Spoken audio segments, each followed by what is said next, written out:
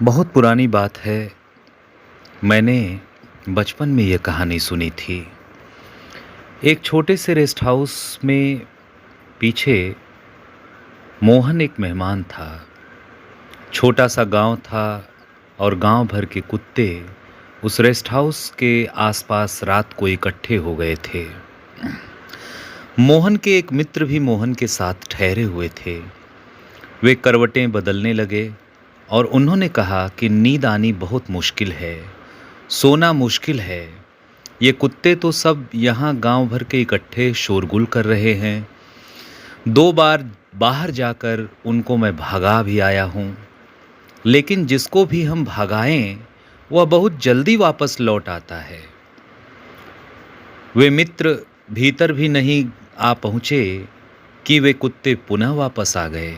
शायद उन्होंने सोचा होगा कि ज़रूर यहाँ कोई महत्वपूर्ण बात है, यहाँ से भागना ठीक नहीं है।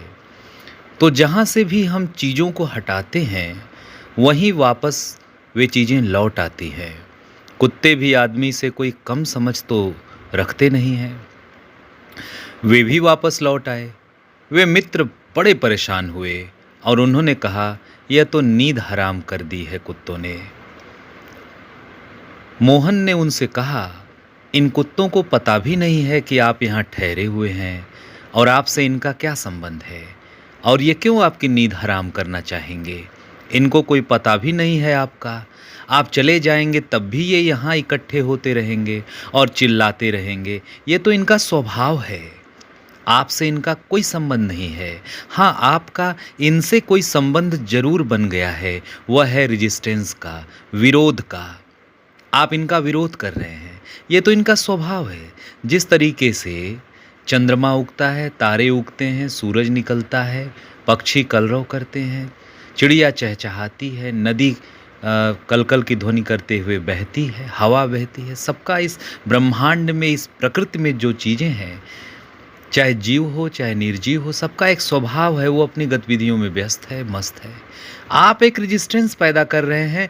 आप चाहते हैं कि ऐसा न हो। ये बिल्कुल सही बात नहीं है। आप शांति से लेट जाएं।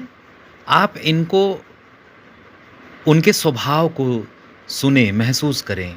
आप आराम से इनको बिल्कुल सुनने की कोशिश करें। ये भौंक रहे हैं, बस आप ये माने कि इनका स्वभाव है भौंकने का, ये भौंक रहे हैं। आपका भी अपना स्वभाव है, उस स्वभाव में रहिए।